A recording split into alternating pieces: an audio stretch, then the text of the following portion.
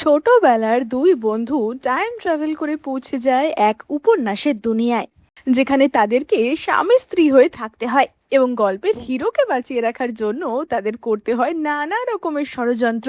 এবার এইসব করতে গিয়ে তাদের এত দিনের বন্ধুত্ব কি প্রেমের পরিণতি পাবে, সেই নিয়েই ভীষণই মজার এবং এন্টারটেনিং একটা ড্রামা আজকে শেয়ার করব। তাহলে চলো শুরু করা যাক। আর শুরু করার আগে তোমরা কিন্তু সাবস্ক্রাইব করতে একদম ভুলো না। ড্রামার প্রথম দৃশ্যে আমরা আমাদের প্রধান চরিত্র বেলাকে দেখতে পাই এবং আমরা দেখতে পাই যে বেলা তার বাড়িতে বসে আরাম করছিল এবং তাকে একজন আঙুর খাইয়ে দিচ্ছিল, একজন পিঠ টিপে দিচ্ছিল। কিন্তু তখনই বেলার কর্মচারী ডেজি সেখানে ছুটতে ছুটতে আসে এবং সে তো খুবই হতভম্ব হয়ে জানায় যে বেলার স্বামী এতদিন পরে ফিরে এসেছে এবং সে আবার সাথে করে একজন প্রেগনেন্ট মহিলাকে নিয়ে এসেছে। মানে বোঝাই যাচ্ছে বেলার সাথে এবার কি হতে চলেছে। বেলা তো তখনই মনে মনে ভাবে যে যাক, এতদিনে আমার শান্তি হলো। আমরা দেখতে পাই যে বেলা আসলে একজন মডার্ন যুগের মেয়ে এবং বেলা আর কেভিন ছিল একদম ছোটবেলার বন্ধু। তারা বলা যায় স্কুল থেকে একদম একসাথে কাটিয়েছে। তারা একদিন বাসে করে কোথাও একটা বেড়াতে যাচ্ছিল এবং বাসে যেতে যেতে তারা লেজেন্ড অফ আউটিয়ান বলে একটা গল্প পড়ছিল। কিন্তু তখনই বাস খাদে পড়ে যায় এবং এই অ্যাক্সিডেন্টের ফলে বেলা আর কেভিনের মডার্ন যুগে মৃত্যু হয় এবং তারা পৌঁছে যায় ওই উপন্যাসের দুনিয়াতে। যে উপন্যাসের দুনিয়াতে কেভিন ছিল রাজসভার একজন মন্ত্রী এবং এই দুনিয়াতে টিকে থাকার জন্য তাদেরকে একে অপরকে বিয়ে করতে হয়। যদিও তারা অনেক বছরের বন্ধু, কিন্তু তাদের মধ্যে মডার্ন দুনিয়ায় প্রেমের কোনো সম্পর্ক ছিল না। এবার উপন্যাসের গল্প অনুযায়ী তারা দুজনেই গল্পের খুব তাড়াতাড়ি মারা গেছিল। তাই এইবার তাদের মিশন ছিল যে করে হোক গল্পের হিরোকে বাঁচিয়ে রাখা, যাতে তারা হিরোর সাপোর্টে থাকতে পারে এবং গল্পে বেশি দিন বেঁচে থাকতে পারে। এবার বেলা তো খবর পাওয়া মাত্রই তার ঘরে যে সমস্ত মূল্যবান সামগ্রী ছিল সেগুলো একটা পুটলির মধ্যে ভরতে শুরু করে দেয় এবং এই দৃশ্য দেখে তার কর্মচারী ডেজি ভাবে যে আচ্ছা, আমি বুঝতে পেরেছি, ম্যাডাম তার মানে এক্ষুনি এই দুশ্চরিত্রর বাড়ি ছেড়ে চলে যাবে।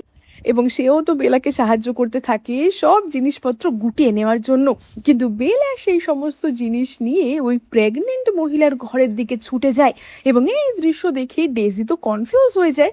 এবার আমরা দেখতে পাই যে কেভিন অলরেডি ওই প্রেগনেন্ট মহিলা মানে এরিনের ঘরের সামনেই দাঁড়িয়ে ছিল এবং সে তো বেলাকে দেখেই বলে ওঠে যে ও, তুমি আমার আগে এসে গেছো গল্পের হিরো থেকে ফেভার নেবে বলে? সেটা কখনো হতে পারে না, কারণ আমি হব ওর সবচেয়ে বেশি ভালোবাসার মানুষ। এবং আমরা বুঝতে পারি যে গল্পের হিরোর আসলে গল্পে এখনো জন্মই হয়নি। যে প্রেগনেন্ট মহিলাকে কেভিন উদ্ধার করে এনেছে তার গর্ভেই বড় হচ্ছে গল্পের হিরো আউতিয়ান এবং তাকে বাঁচিয়ে রাখা মানে এই প্রেগনেন্ট মহিলাকে সাপোর্ট দেওয়াই এখন বেলা আর কেভিনের কাজ। এবার তারা তো তখনই ঘরের দরজা খুলে এরিনের সাথে দেখা করার জন্য, কিন্তু দরজা খুলে তারা এক অদ্ভুত দৃশ্য দেখতে পায়। তারা দেখতে পায় যে এরিন সেখানে নিজেকে খতম করে ফেলার চেষ্টা করছে এবং কেভিন তো সঙ্গে সঙ্গে তার নিনজা স্টার ছুঁড়ে মারে যাতে এরিনের কাপড়টা মানে দড়ির বাঁধনটা খুলে যায় এবং বেলা সঙ্গে সঙ্গে ছুটতে গিয়ে তাকে ধরে ফেলে। আসলে বেলা আর কেভিন এই দুনিয়ায় এসে দুজনেই জেনারেল হিসেবে যুদ্ধে খুব ভালো প্রদর্শনী দেখিয়েছিল। মানে তারা দুজনেই যুদ্ধবিদ্যায় খুবই পারদর্শী ছিল।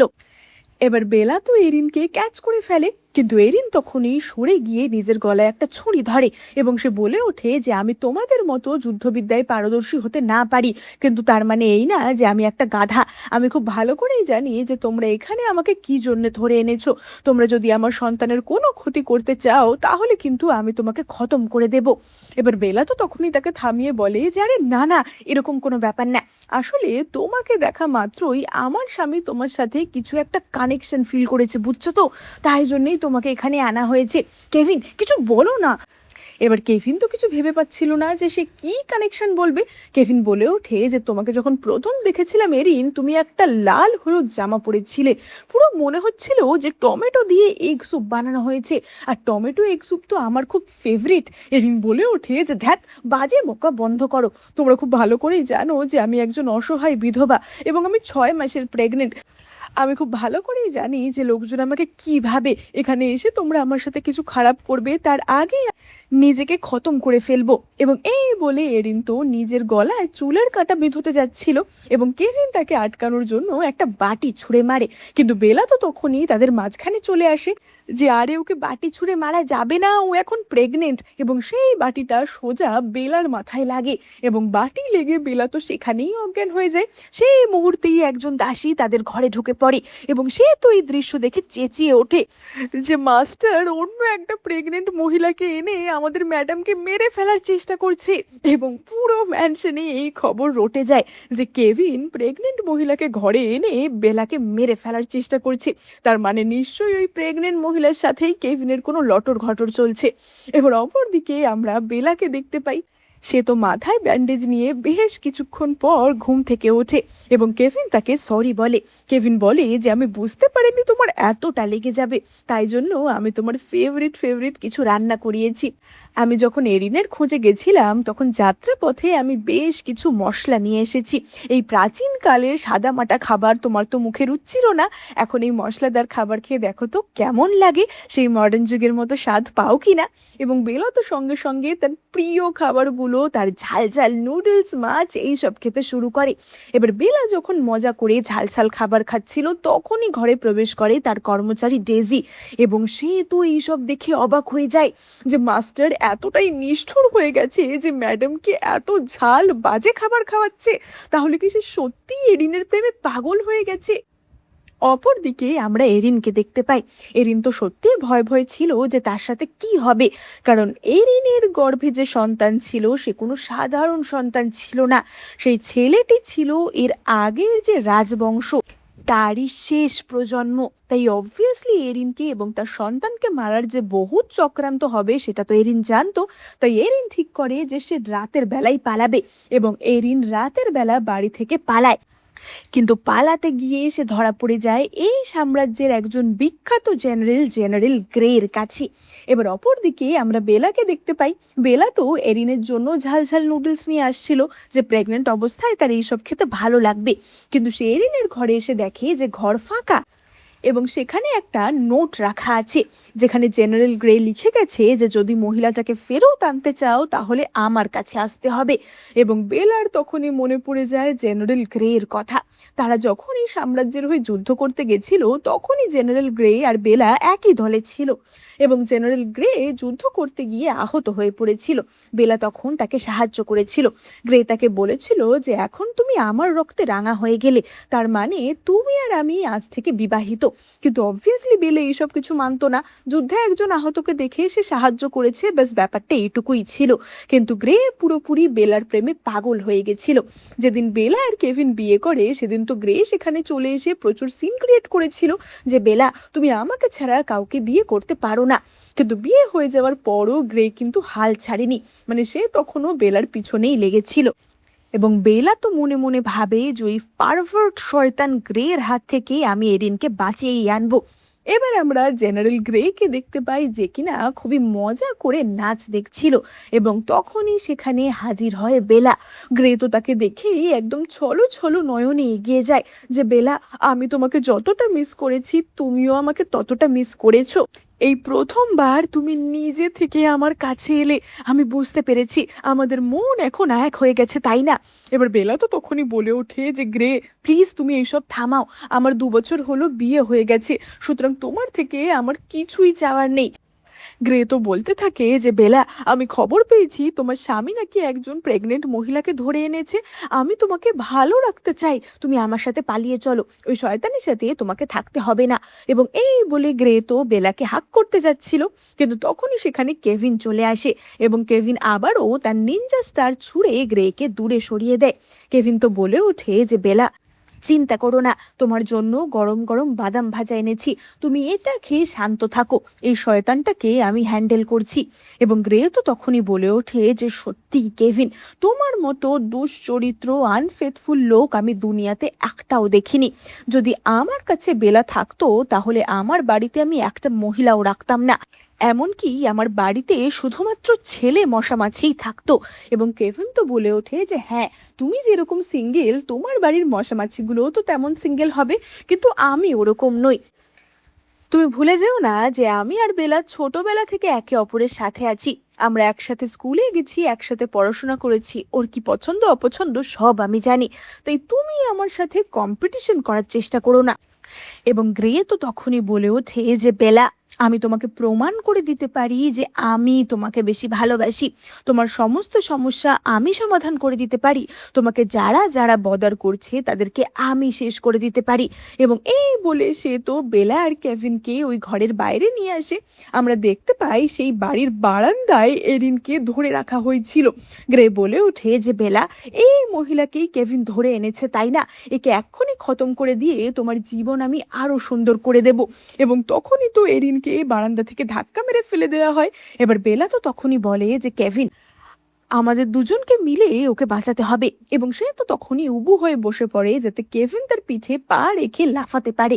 এবং কেভিন তো তখনই বেলার পিঠে পা রেখে জাম্প করে এবং সে এরিনকে ক্যাচ করে নেয়। এবং এই দৃশ্য দেখে আবারও বেলার দাসী ডেজি চেঁচিয়ে ওঠে যে ম্যাডাম, আপনি এটা কি করছেন? আপনার ঘাড়ে এইভাবে লাথি মেরে কেভিন তার প্রেমিকাকে বাঁচাতে যাচ্ছে? এটা কখনো আমি নিজের চোখে দেখতেই পারবো না।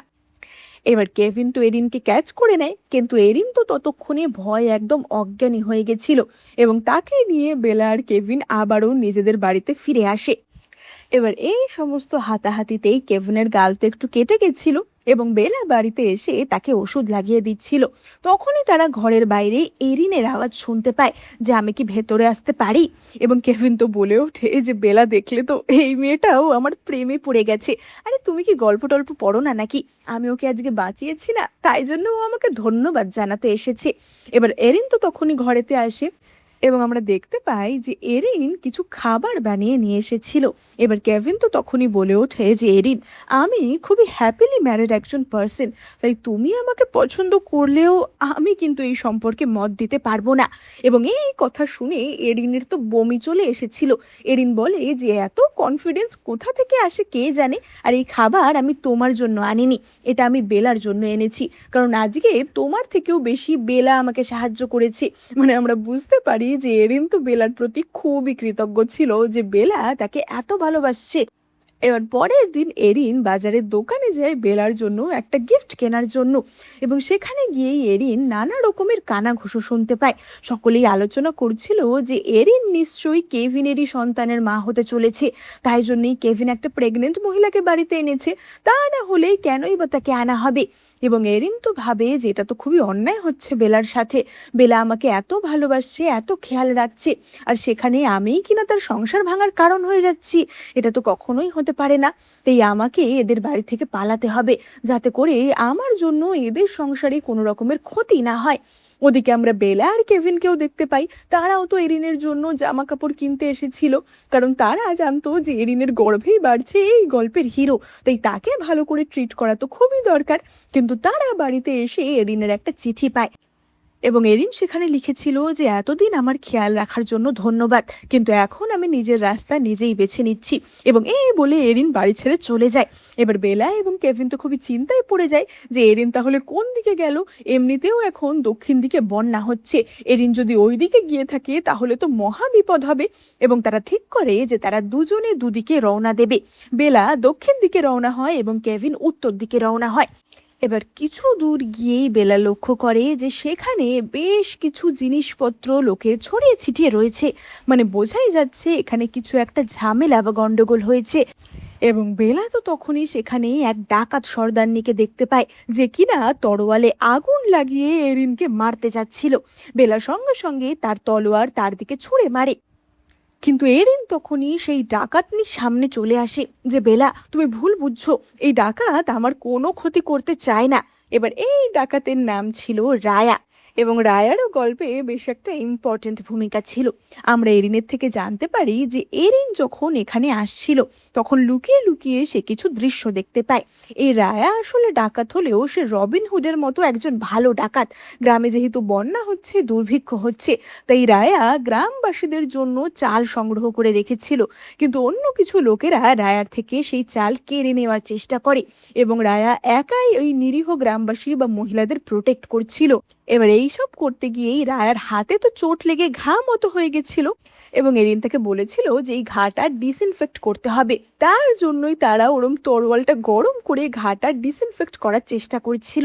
এবার এরিন তো সব কথা বেলাকে বুঝিয়ে বলে এবং বেলা তো এরিনকে বলে যে এরিন এইসব কথা বাদ দাও, তুমি আগে বলো যে তুমি কেন পালিয়েছো, তোমাকে কিন্তু এক্ষুনি বাড়ি ফিরে যেতে হবে। এবং রায়া তো তখনই এরিনকে টেনে বলে যে না, ও আমাদের সাথে থাকবে, ও তোমার সাথে কেন বাড়ি যাবে। এবং এরিনকে নিয়ে তো রীতিমতো টানাটানি লেগে গেছিল।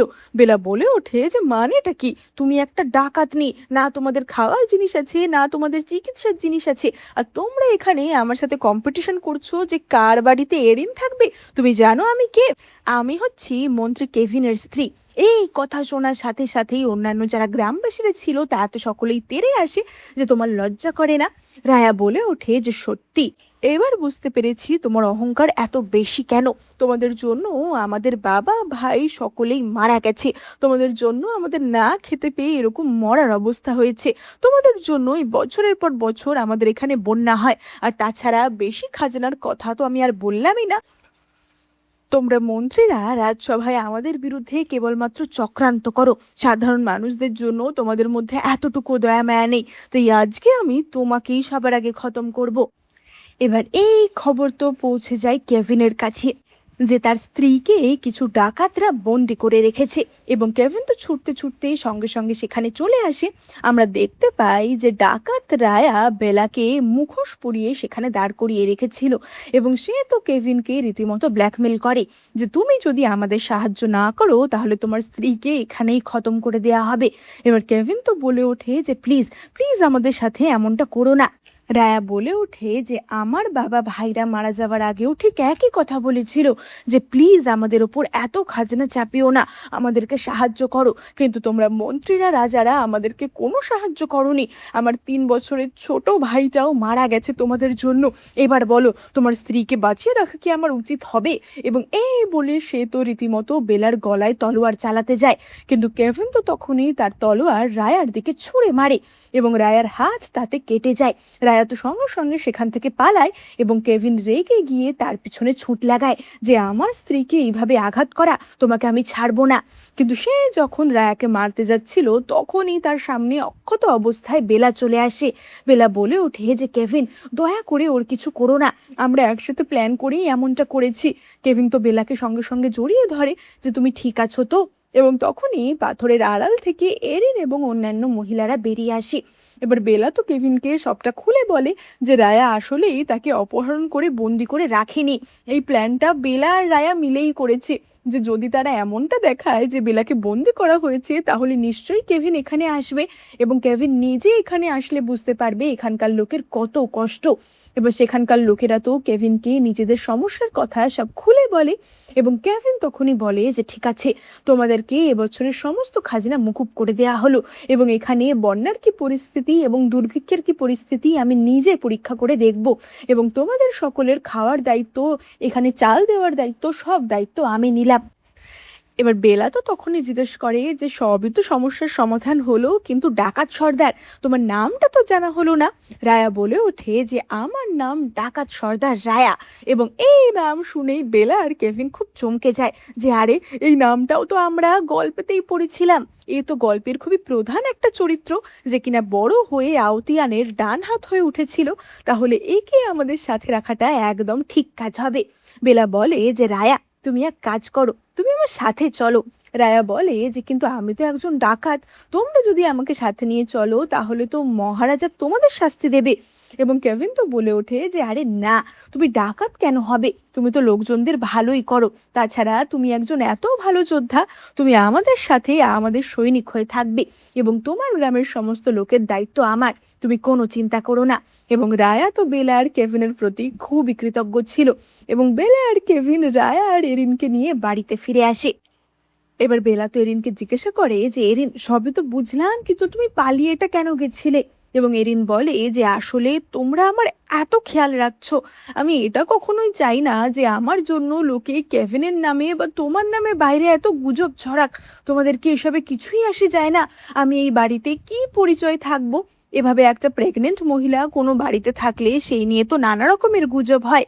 এবং বেলা তখনই বলে ওঠে যে তুমি কোনো চিন্তা করো না, আমার একটা আইডিয়া আছে, আমি তোমার বিয়ে দেওয়ার ব্যবস্থা করছি। এবার পরের দিনই কেভিনের বাড়িতে বিয়ের উৎসব শুরু হয়ে যায় এবং সকল লোকজন তো ভাবছিল যে কেভিন কি তাহলে দ্বিতীয় পত্নী নিচ্ছে। কেভিন তো এতদিন বলতো সে বেলাকে এত ভালোবাসে, কিন্তু বেলার তো এতদিনে কোনো সন্তানই হয়নি, তাই জন্যই নিশ্চয়ই কেভিন ওই মহিলাকে এনেছে। এবার সেখানে তো এরিনকেও আনা হয় এবং এরিন তো খুবই লজ্জা পাচ্ছিল। সকলেই বলে ওঠে যে কি, এবার তাহলে বিয়ে শুরু করা যাক। এবং বেলা তখনই বলে যে নিশ্চয়ই, আমরা এখনই এখানে পাত্রকে ডাকছি। এবং তারা পাত্র হিসাবে সেখানে কেভিনের বাবাকে নিয়ে আসে। মানে কেভিনের মা তো অনেকদিন আগে মারা গেছিল, তাই তারা এরিনকে কেভিনের বাবার সাথে ফর্মাল বিয়ে দেওয়ার চেষ্টা করে, যাতে অন্তত একটা ঠিক পরিচয় এরিন এই বাড়িতে থাকতে পারে। কেভিনের বাবা তো তখনই বলে ওঠে যে কেভিন, আমাদের বাড়ির পূর্ব দিকের গাছের তলায় নিচে কিছু স্বর্ণ মুদ্রা পোতা আছে। কেভিন বলে যে বাবা, আমি তোমার বিয়ে দিচ্ছি বলে তুমি এত খুশি যে আমাকে গুপ্তধনের কথা বলে দিচ্ছ।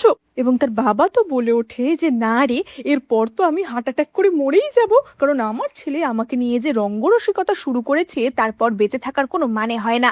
ওই গাছের নিচেই আমার কফিন কেনার টাকা রাখা রয়েছে, ওটা নিয়েই আমাকে কবর দিও। এই বলে কেভিনের বাবা তো সেখান থেকে বুকে ব্যথা নিয়ে উঠে চলে যায়। এবার আমরা সেদিন রাতের বেলা দৃশ্য দেখতে পাই এবং আমরা দেখতে পাই যে বাবার পিটুনি খেয়ে কেভিনের তো কোমর ভাঙার দশা হয়েছিল। এবং বেলা তো তখনই তাকে জিজ্ঞাসা করে যে তুমি ঠিক আছো তো। কেভিন বলে ওঠে যে তুমি কি আমার ব্যাপারে কেয়ার করো। এবং বেলা তো তখনই বলে যে ধ্যাত, এইসব আবার কি কথা। কিন্তু তখনই তার মনে পড়ে যায় যে কেভিন যখন তাকে ওই ডাকাতদের হাত থেকে বাঁচাতে এসেছিল, তখন বেলাকে দেখার পরেই কেভিন তাকে জড়িয়ে ধরেছিল। মানে কেভিন যে বেলার জন্য কেয়ার করতো এটা তো খুবই এভিডেন্ট ছিল।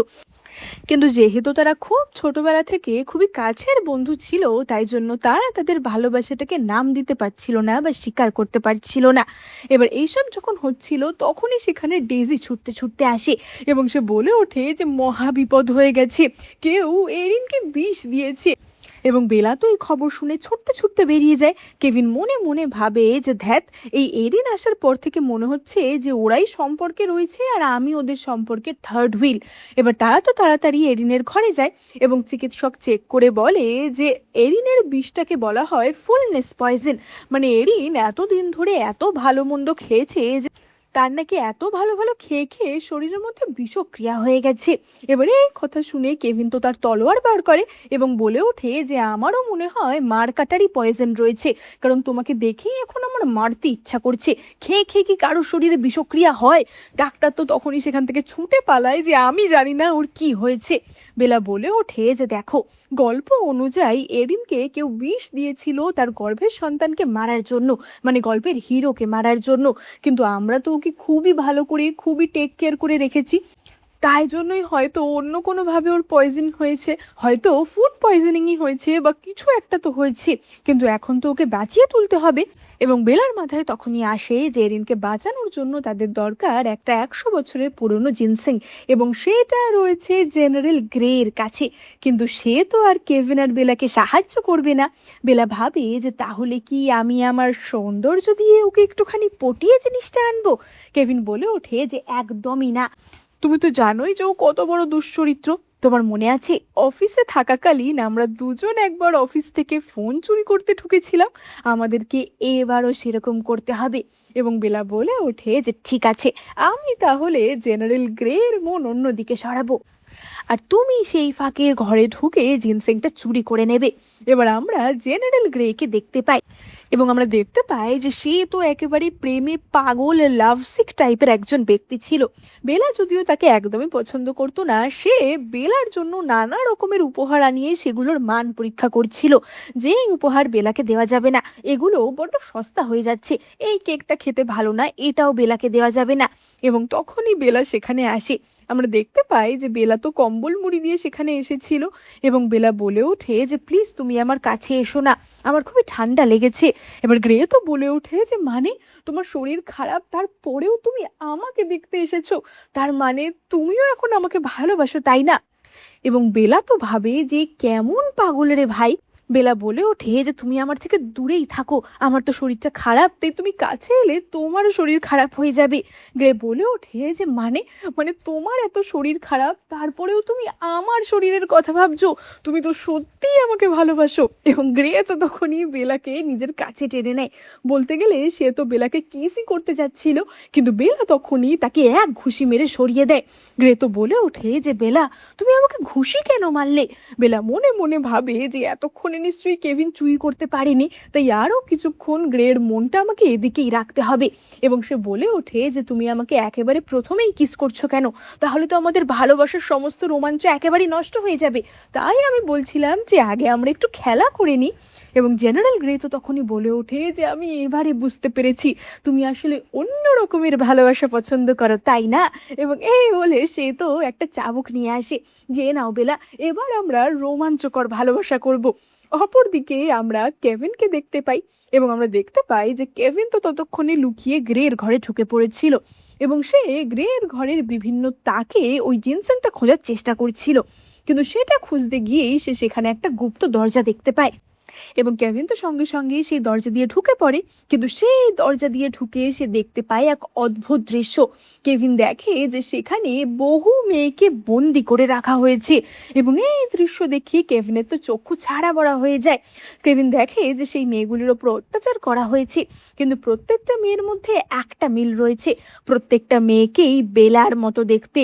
মানে গ্রে বেলার মতো দেখতে সব মেয়েদের এখানে জড়ো করছিল, মানে সে পুরোপুরি একজন সাইকো লাভার ছিল।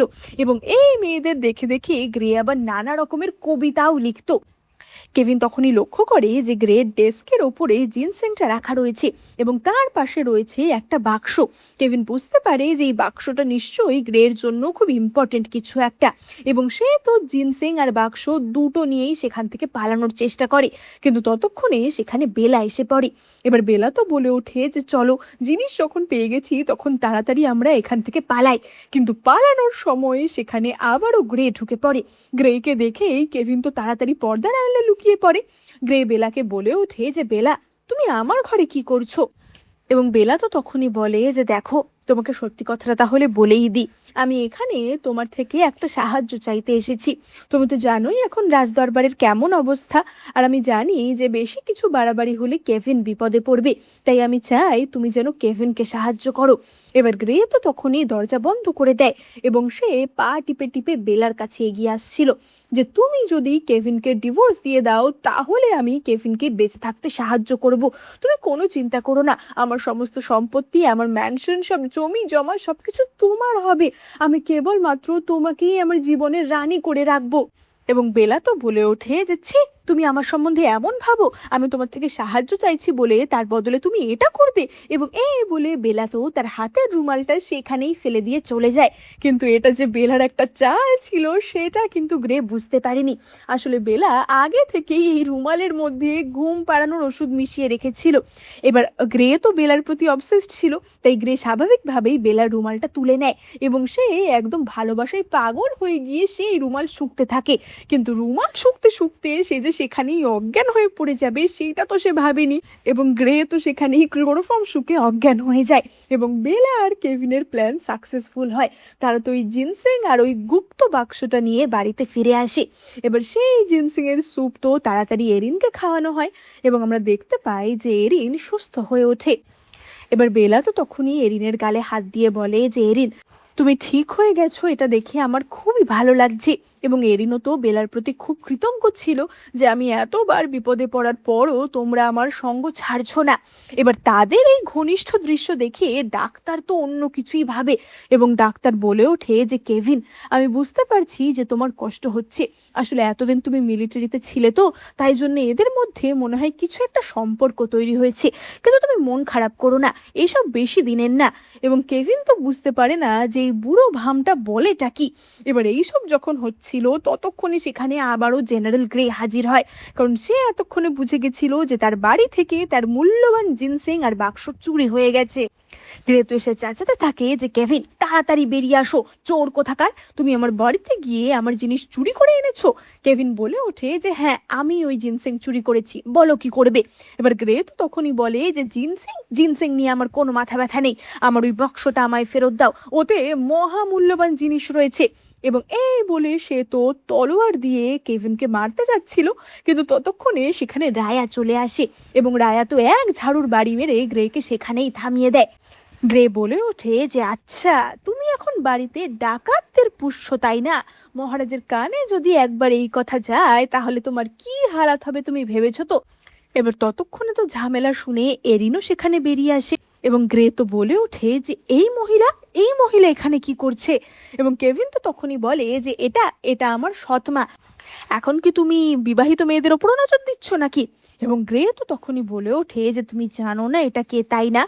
এটা রাজকুমার এডউইনের স্ত্রী, মানে আগে যে রাজবংশ সাম্রাজ্য চালাচ্ছিল সেই রাজবংশের রাজপুত্রের স্ত্রী। তুমি বুঝতে পারছো এটা কত বড় রাজদ্রোহ? তুমি কাকে জায়গা দিচ্ছ? তাড়াতাড়ি আমার বাক্সটা ফিরিয়ে দাও, তা না হলে কিন্তু আমি এই খবর মহারাজের কানে তুলে দেব। এবার কেভিন তো তখনই সেই বাক্সে থাকা মূল্যবান জিনিসটা গ্রেকে বার করে দেয় এবং আমরা দেখতে পাই যে এই মূল্যবান জিনিসটা তেমন কিছুই মূল্যবান ছিল না, কারণ সেটা ছিল একটা লাল কাপড়। বেলা বলে ওঠে যে এই লাল কাপড়টা যেটা দিয়ে আমি তোমাকে যুদ্ধক্ষেত্রে ব্যান্ডেজ করে দিয়েছিলাম, সেটা তুমি এইভাবে রেখে দিয়েছো। মানে সেই যে বেলা যুদ্ধক্ষেত্রে গ্রেকে ব্যান্ডেজ করে দিয়েছিল সেটাই গ্রে এত সামলে রেখে দিয়েছিল। এবং কেভিন তো তখনই বলে যে হ্যাঁ, আমার বউয়ের করা ব্যান্ডেজ তুমি রেখে দেবে, দেখাচ্ছি মজা। এবং এই বলে সে তো ঠাই ঠাই করে লাল কাপড়টা ছিঁড়ে দেয়। বেলা তো বলে ওঠে যে তুমি এমনটা কেন করলে, এখনই গ্রে পুরোপুরি ভিলেনে পরিণত হবে, এতদিন তো তবু ওকে সামলাতে পারছিলাম, আর সামলাতে পারবো না। গ্রে তো খেপে গিয়ে তখনই তাদেরকে মারার জন্য উঠে পড়ে এবং সে তো তলোয়ার দিয়ে কেভিনকে মারতে যায়, কিন্তু কেভিন তো সেই তলোয়ার ধরে নেয় এবং সে গ্রেকে ধাক্কা দিয়ে সরিয়ে দেয়। বেলা বলে ওঠে যে দেখো গ্রে, তোমার সাথে আমার জন্ম সময় জন্ম কুষ্ঠি আমাদের লক্ষণ কিচ্ছু মেলে না, এমনকি আমি একজন বিবাহিত মহিলা, কেন তুমি আমার পিছনে পড়ে আছো? তুমি প্লিজ অন্য কাউকে ভালোবাসো। এবং গ্রে তো তখনই বলে যে না বেলা, আমি তোমাকে পছন্দ করেছি, যাই হয়ে যাক না কেন আমি তোমাকেই ভালোবাসবো, তার জন্য যদি এই কেভিনকে খতমও করতে হয় আমি তাও করতে রাজি আছি। এবং এই বলে গ্রে তো সেখান থেকে হাসতে হাসতে চলে যায়। এবার বেলা আর কেভিন তো সন্দেহ করে যে তার মানে নিশ্চয়ই গ্রে এই কথাটা গিয়ে মহারাজকে বলবে। ততক্ষণে এরিনও তো পোঁটলা বেঁধে বেরিয়ে এসেছিল যে তোমরা এখন সত্যিটা জেনেই গেছো যে আমি রাজকুমার এডউইনের স্ত্রী, তাই আমি এখান থেকে চলে যাব। এবং বেলা তো বলে যে আমরা এই সত্যিটা অনেক আগে থেকেই জানতাম, তুমি কোনো চিন্তা করো না, আমরাও তোমার সাথে যাব। কিন্তু তুমি কি বলবে যে তোমার বিয়ের সময় কি হয়েছিল? এবার আমরা জানতে পারি যে এরিনের সাথে কি হয়েছিল। এরিনের সাথে তৎকালীন সাম্রাজ্যের যে রাজকুমার ছিল এডউইন, তার বিয়ে হয়েছিল। এবার তাদের বিয়ের রাতে হঠাৎ করেই এডউইনের কাকা তাদের ওপর হামলা করে, যে কিনা রাজদ্রোহ করেছিল এবং তৎকালীন মহারাজকে মেরে ফেলেছিল। এবার এডউইন তো বউকে বাঁচানোর জন্য তার কাকার সাথে লড়াই করে এবং এরিন তখনই সেই ফুলশয্যার রাত থেকে পালায়, মানে এডউইনই তাকে বলেছিল পালিয়ে গিয়ে সেফ থাকতে। এবার এরিন পরে খবর পেয়েছিল যে তার স্বামী মারা গেছে এবং তার স্বামীর কাকাই হয়েছে বর্তমান মহারাজ এবং সে এরিনকে খুঁজছে, কারণ সে এরিনকে পছন্দ করত, এরিনকে পেতে চাইতো। এবার এরিন কিছু মাস পর বুঝতে পারে যে সে প্রেগনেন্ট হয়ে পড়েছে।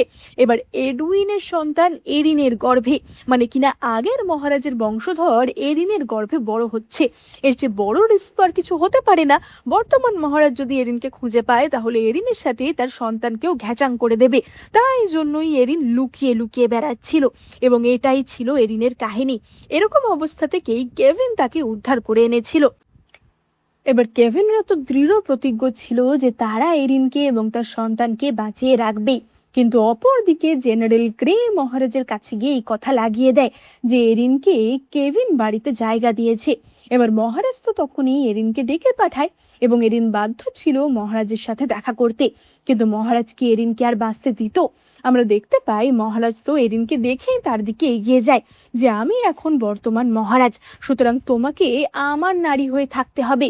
এবং সে তো এরিনকে নানা রকমের কুপ্রস্তাব দিচ্ছিল। এরিন তো তাকে ঠাস করে এক চড় মারে যে তোমার সাহস হয় কি করে আমাকে এরকম কথা বলার। এবং মহারাজ তো তখনই এরিনকে খতমই করে দিত। কিন্তু তখনই সেখানে বেলা হাজির হয় মহারাজের স্ত্রী মানে রানীমাকে নিয়ে। এবং রানীমাকেই একমাত্র মহারাজ ভয় পেত। সে তো মহারাজের কান ধরে তাকে সেখানেই থামিয়ে দেয়। এবং এই সুযোগে বেলা এরিনকে নিয়ে রাজপ্রাসাদ থেকে বেরিয়ে আসে। কিন্তু বেরোতে বেরোতেই আমরা দেখতে পাই এরিনের পেটে ব্যথা শুরু হয়ে যায়। মানে তার প্রেগনেন্সি পেন শুরু হয়ে গেছিল। তার এখন বাচ্চা জন্ম দেওয়ার সময় এসে গেছিল। এবার বেলা তো তখনই এরিনকে কোলে তুলে নেয় এবং প্রাসাদের বাইরে বেরিয়ে আসে। সে কেভিনকে বলে যে তাড়াতাড়ি এরিনকে ঘোড়ার গাড়িতে ওঠাতে, যাতে তারা তাড়াতাড়ি এরিনকে চিকিৎসালয়ে নিয়ে যেতে পারে। কিন্তু ততক্ষণে মহারাজ গ্রেকে হুকুম দিয়ে দিয়েছিল যে যাতে এরিন এবং তার সন্তান জন্ম না নেয়। আমরা দেখতে পাই যে গ্রে তো ততক্ষণে তার সেনাবাহিনী নিয়ে সেই ঘোড়ার গাড়ির সামনে চলে আসে এবং সে তো সোজা ঘোড়ার গাড়ির দিকে তার সৈনিকদের তীর চালাতে বলে। এবার ততক্ষণে তো এরিনের পেটে ব্যথা আরও বেড়ে গেছিল এবং আমরা দেখতে পাই যে এরিন ঘোড়ার গাড়ির মধ্যেই সন্তান প্রসব করে এবং এরিনের খুব মিষ্টি একটা বেবি বয় জন্ম নেয়। এবার বাচ্চা জন্মানোর সাথে সাথে হঠাৎ করে এরিনের ঘোড়ার গাড়ির ওপর বেশ কয়েকশো পাখি হাজির হয় এবং তারা গোল হয়ে সেই গাড়ির ওপর ঘুরছিল। এবার এই দৃশ্য দেখে গ্রের যে সৈন্যরা ছিল তারা তো একটুখানি থমকে যায় যে এটা কি হচ্ছে, এটা কি কোনো স্বর্গীয় সংকেত? আমরা বাচ্চাটার ক্ষতি করলে আমাদেরও কি ক্ষতি হবে? গ্রে তো বলে ওঠে যে কিসের স্বর্গীয় সংকেত, আমি গড বা ভূত কিছুতেই বিশ্বাস করি না, এক্ষুনি তীর চালাও। এবার গ্রের সৈন্যরা তীর চালিয়ে দেয়, কিন্তু সেই পাখির ঝাঁক গিয়ে তীরগুলির থেকে বেবিকে প্রোটেক্ট করে। এবার এই দৃশ্য দেখে সৈন্যরা তো খুবই অবাক হয়ে যায় এবং তারা বলে ওঠে যে না, এরপর আমরা আর তীর চালাতে পারবো না। এবং গ্রে তো তখনই বলে ওঠে যে সত্যি তোমরা ভীতু, তীর আনো, আমি চালাবো। এবার গ্রে তীর চালাতে যায়, কিন্তু তার প্রথম তীরটাই ভেঙে যায়। সে দ্বিতীয়বার তীর চালাতে গেলে তার ধনুকটা ভেঙে যায়। সে বলে ওঠে যে কোথায় আমার সোনার ধনুক, সেইটা নিয়ে আসো। এবার তার যে স্পেশাল ধনুক ছিল সেইটা নিয়ে আসা হয়, যেটাই কিনা সম্পূর্ণ সোনার একটা তীর ছিল। গ্রে বলে ওঠে যে এই তীর তো আর ভাঙবে না। ততক্ষণে বেলা আর কেভিন তো বোর হয়ে গেছিল যে ভাই তুই এই জন্মে আমাদের গল্পের হিরোকে মারতে পারবি না, কারণ এই বেবি হচ্ছে আমাদের গল্পের হিরো। এবার সোনার তীর দিয়ে গ্রে তো তীর মারতে যায়, কিন্তু সেই তীর উল্টে তারই চোখে এসে লাগে। বেলা আর কেভিন তো সেই দেখে হাসতে হাসতে মরে যায় এবং তারা ঘোড়া গাড়ি নিয়ে সেখান থেকে পালায়। এবং তাদের সাথে ডেজি আর রায়াও যোগ দিয়েছিল। এবার তারা তো আর সাম্রাজ্যে ফিরে যেতে পারতো না, কারণ ফিরলেই মহারাজ এরিন এবং তার সন্তানকে খতম করে দেবে। তাই তারা পলাতক অবস্থাতেই জীবন কাটাচ্ছিল। এবার এরকমই একদিন এরিন হঠাৎ খেয়াল করে যে রায়ার কাছে একটা জেট পাথরের শিলমোহর টাইপের রয়েছে। এরিন বলে ওঠে যে এটা তুমি কোথা থেকে পেয়েছো? এটা তো এডুইনের শিলমোহর, আমার স্পষ্ট মনে আছে যে এটা ওরই। রায়া জানায় যে সে যখন ডাকাত ছিল সে একবার কিছু অন্য ডাকাতদের হাত থেকে পালিয়ে একটা মন্দিরে লুকিয়েছিল, সেই মন্দিরেই এটা ছিল। এবং এই কথা শুনে এরিনের মনে একটুখানি সাহস আসে যে তাহলে কি এডুইন মারা যায়নি, কারণ এডুইনের মৃত্যুর খবর পেলেও তার মৃতদেহ বা কবর কোথাওই পাওয়া যায়নি। তার মানে এমন হতে পারে যে এডুইন এখনো বেঁচে আছে। এবং তারা রায়ার নির্দেশ করা সেই মন্দিরের দিকে রওনা দেয়। এবার আমরা কিছু বছর পরের দৃশ্য দেখতে পাই এবং আমরা দেখতে পাই যে এতদিনে বেলা, কেভিন এরা সকলেই ওই মন্দিরের কাছে এসে পৌঁছেছিল এবং এরিনের সন্তান মানে গল্পের হিরো আউতিয়ান বেশ কিছুটা বড় হয়ে গেছিল। এবার তারা তো দেখে যে টেম্পেলে বসে একজন বাদ্যযন্ত্র বাজাচ্ছে এবং তারা ভাবে যে তাহলে এটাই নিশ্চয়ই এডুইন। কিন্তু আমরা দেখতে পাই যে সেটা এডুইন না, সেটা জেনারেল গ্রে ছিল। এবার এতদিন পর গ্রেকে দেখে সকলেই তো অবাক হয়ে যায় যে এখনো তুমি আমাদের পিছু ছাড়োনি। এবং গ্রে তো বলে ওঠে যে মহারাজের হুকুম আছে যে তোমাদের দেখতে পেলে সঙ্গে সঙ্গে যেন উড়িয়ে দেওয়া হয়। কিন্তু এই কথাতে কেউই আর ভয় পায় না, কারণ তারা জানতো যে বেবি আউতিয়ান তাদের সঙ্গে থাকলে তাদের কোনো ক্ষতি হবে না। এবং তারা তো কেউই গ্রেকে পাত্তাই দিচ্ছিল না। গ্রে বলে ওঠে যে ও তোমরা বেশি সাহসী হয়ে গেছো তাই না, তোমাদের জন্য আমি বিশেষ একটা আইটেমের ব্যবস্থা করেছি। এবং আমরা দেখতে পাই সে তো একখানা যন্ত্র বানিয়েছিল যাতে করে অটোমেটিক তীর উড়ে উড়ে যাবে এবং সেই যন্ত্রের সাহায্যে সে কেভিনদের দিকে তীরের বর্ষণ করতে শুরু করে। এবার বেলা তো ভাবে যে কি হলো, তীরগুলো আমাদের দিকে লাগছে, কোনো কিছু ম্যাজিক্যাল হচ্ছে না, তাহলে কি আউটিয়ানের সমস্ত ভাগ্য শেষ হয়ে গেল? এবং কেভিন তো তখনই বলে ওঠে যে আমাদের দিকে তীর লাগছে কারণ ও আমাকে মারার চেষ্টা করছে, আউটিয়ানকে না। মানে আসলে গ্রে তো চাইছিল যাতে কেভিন তার রাস্তা থেকে সরে যায়, এবং তারা তো কেভিনের দিকেই নিশানা করে তীর ছুড়ছিল, কিন্তু একটা তীরও কেভিনের দিকে লাগে না। কেভিন বলে ওঠে যে তোমরা কি এই গ্রের থেকে তীর মারা শিখেছো নাকি? এরকম বাজে নিশানা আমি তো কারোরই দেখিনি। এবার গ্রে এবং তার সৈন্যবাহিনী তো তখনই এলোপাথারি তীর ছুড়তে শুরু করে, এবং আমরা দেখতে পাই যে একটা তীর সোজা বেলার দিকে লাগছিল, কিন্তু কেভিন তার সামনে এসে তাকে বাঁচিয়ে নেয়। গ্রে বলে ওঠে যে ও এখন তুমি লাভার হিরো হতে চাইছো, কিন্তু চিন্তা নেই, তোমাকে আমি একেবারে মৃত্যুর দোরগোড়ায় পাঠিয়ে দেব। এবার এইসব যখন হচ্ছিল তখনই সেখানে আমরা একজন বীর পুরুষকে দেখতে পাই, যে কিনা একদম সৈনিকের পোশাক পরেছিল, এবং তার সেখানে আসাতেই সেখানে তো একটা অদ্ভুত ওরা সবাই ফিল করতে পারে। তার তলোয়ারের একটা ঘায়েতেই গ্রে এবং তার সমস্ত সৈন্য সেখানেই ছিটকে পড়ে যায়, এবং আমরা বুঝতে পারি এটাই ছিল এরিনের হাজবেন্ড মানে রাজকুমার এডউইন, এবং তাই জন্যই তার এত ক্ষমতা ছিল। এবার তাড়াতাড়ি করে এডউইন তো কেভিন আর বেলা এবং সকলকে সেখান থেকে সরিয়ে নেয়, এবং কেভিনের পিঠে তীর লাগার কারণে কেভিন তো অসুস্থ হয়ে পড়েছিল। বেলা তো সবসময় তার পাশে থেকে তার সেবা করেছিল, এবং বেলা তো তার পাশে বসে কান্নাকাটি করছিল। এবার ক্যাফিনের তো তখনই জ্ঞান ফেরে। বেলা বলে ওঠে যে তুমি এটা কি করলে, কি দরকার ছিল এমনটা করার? আমরা এত বছর একসাথে কাটিয়েছি, স্কুল কলেজ অফিস সব কিছু, আর যদি তোমার কিছু একটা হয়ে যেত তাহলে এই প্রাচীনকালে আমি কি করতাম? এবার কেভিন তো কিছুটা সুস্থ হয়ে ওঠে, এবং আমরা দেখতে পাই যে এডউইন এখানে তার নিজের একটা আর্মি ক্যাম্প প্রতিষ্ঠা করেছিল, যেখানে সে তার জন্য কিছু লয়াল সৈন্যবাহিনী গঠন করেছিল, যাতে করে সে বর্তমান মহারাজের বিরুদ্ধে বিদ্রোহ করতে পারে।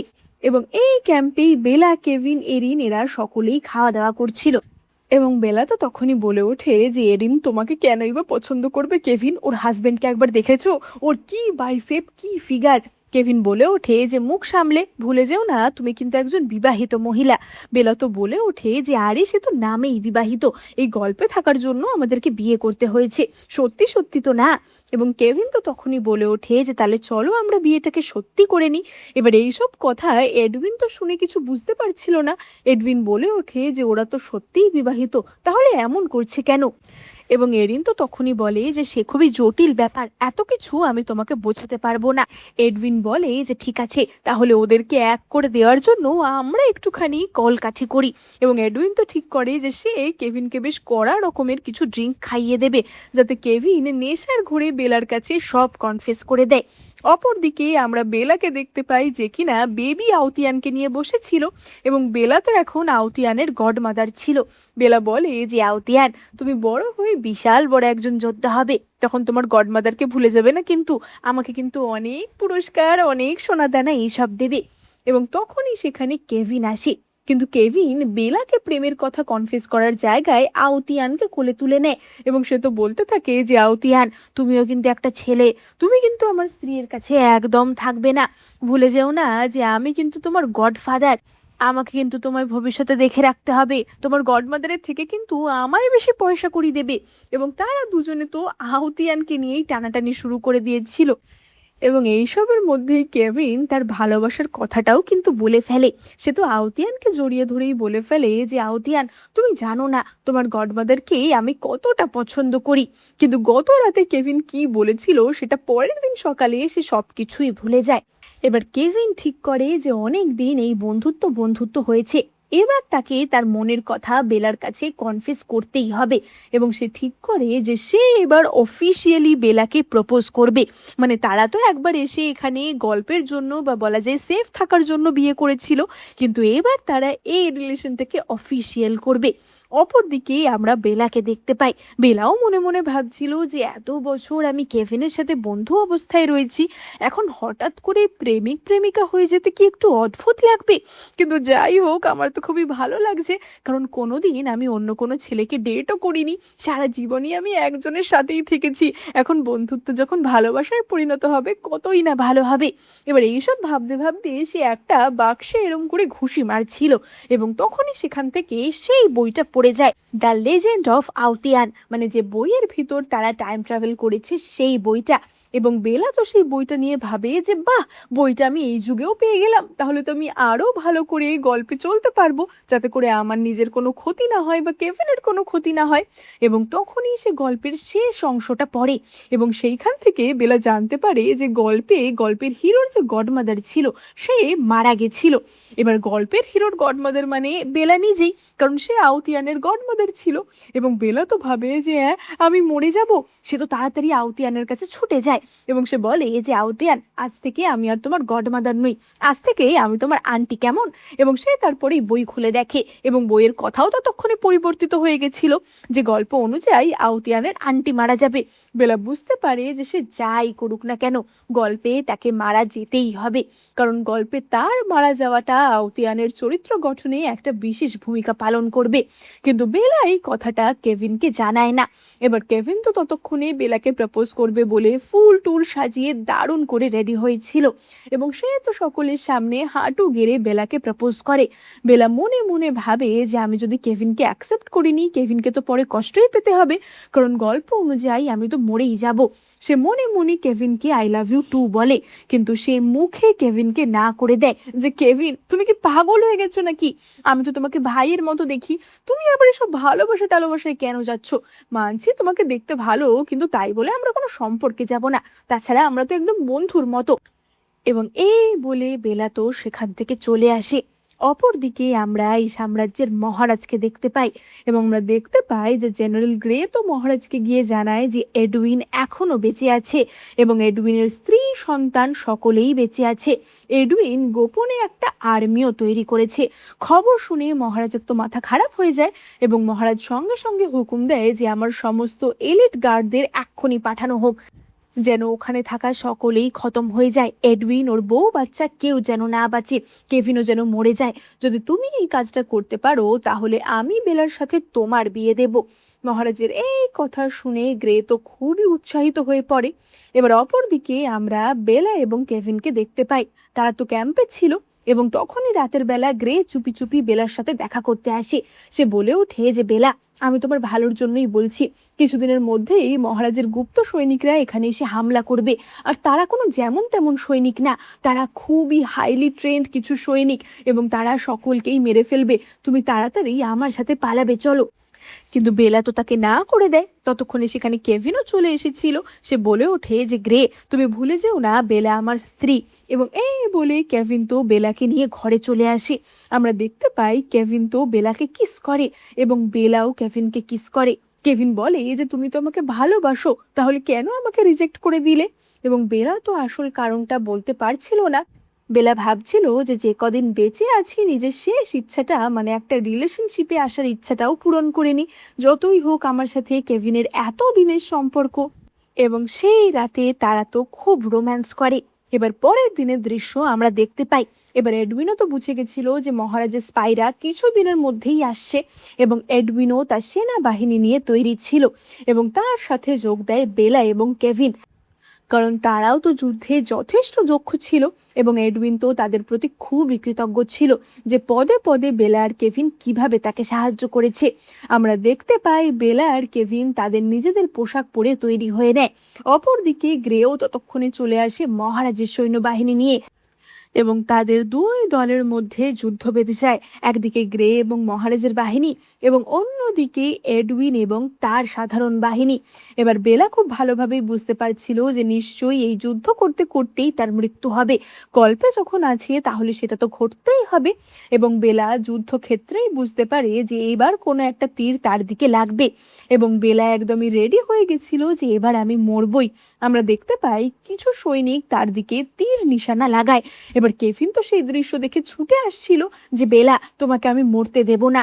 কিন্তু কেভিনের আগে একজন সেখানে পৌঁছে যায় এবং সে বেলাকে বাঁচিয়ে নেয় এবং সেটা ছিল জেনারেল গ্রে, যে কিনা এতদিন বেলাকে নিঃস্বার্থভাবেই ভালোবেসেছিল। গ্রে বলে ওঠে যে বেলা, এখন আমার রক্ত আবারও তোমার গায়ে লেগে গেল, মানে আমি আর তুমি কিন্তু বিবাহিত হয়ে গেলাম। এবং এই বলে জেনারেল গ্রে তো সেখানেই মারা যায়। বেলা মনে মনে ভাবে যে একবার যুদ্ধে আমি তোমাকে বাঁচিয়েছিলাম আর একবার তুমি আমাকে বাঁচালে, আজ থেকে আমরা দুজনে সমান সমান। তোমার এই প্রতিদান আমি কখনো ভুলবো না।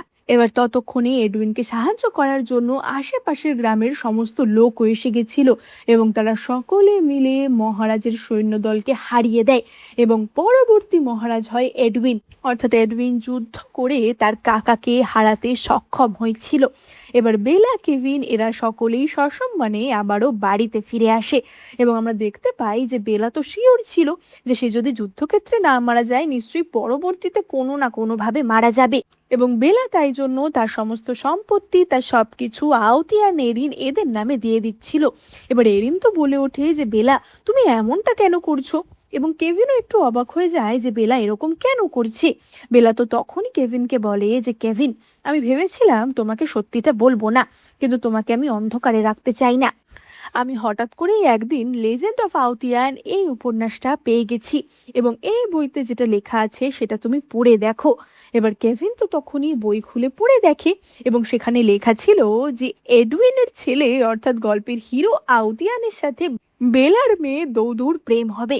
এবার এই কথা শুনে বেলা বুঝতে পারে যে তার মানে গল্পের প্লট চেঞ্জ হয়ে গেছে, তার মানে বেলা এখন বেঁচে থাকবে এবং বেলা এটাও বুঝতে পারে যে তার মানে সে প্রেগনেন্ট এবং সে কেভিনের সন্তানের মা হতে চলেছে এবং তাদের মেয়েই হবে গল্পের হিরোইন মানে আউতিয়ানের গার্লফ্রেন্ড। বেলা তো খুবই খুশি হয় যে যাক তাহলে তাকে তাড়াতাড়ি মরতে হবে না। ওদিকে এডউইন তো মহারাজা হয়ে বেলা এবং কেভিনকে একদমই রাজমর্যাদায় সম্মানিত করে এবং তাদেরকে রাজকুমার রাজকুমারী মর্যাদা দেয়। তাদের জন্য অনেক উপহার, সোনা দানা গয়না সব কিছুই পাঠায় এবং সেই সব নিয়ে বেলা আর কেভিন খুব খুশিতেই ছিল এবং তারা বুঝতে পারে যে তারা যে কাজ করতে এই দুনিয়ায় এসেছিল সেই কাজে তারা সফল হয়েছে। এখন তাদের উদ্দেশ্য হচ্ছে এই জীবনটাকে এনজয় করা এবং এখানেই আমাদের এই ভীষণ মজার ড্রামাটা শেষ হয়। তো তোমাদের এই গল্পটা কেমন লেগেছে সেটা কিন্তু কমেন্ট করে জানাতে একদম ভুলবে না। আর ড্রামাটা ভালো লাগলে এক্ষুনি কিন্তু লাইক, কমেন্ট, শেয়ার আর সাবস্ক্রাইব করে দাও। এই চ্যানেলে আমি তোমাদের জন্য অনেক চাইনিজ ড্রামা এক্সপ্লেন করে থাকি, তাই তোমরা কিন্তু চটপট সাবস্ক্রাইব করে এক্ষুনি নোটিফিকেশন বাটনে ক্লিক করে দেবে, না হলে কিন্তু নতুন নতুন ড্রামা মিস হয়ে যাবে। দেখা হবে পরের ভিডিওতে।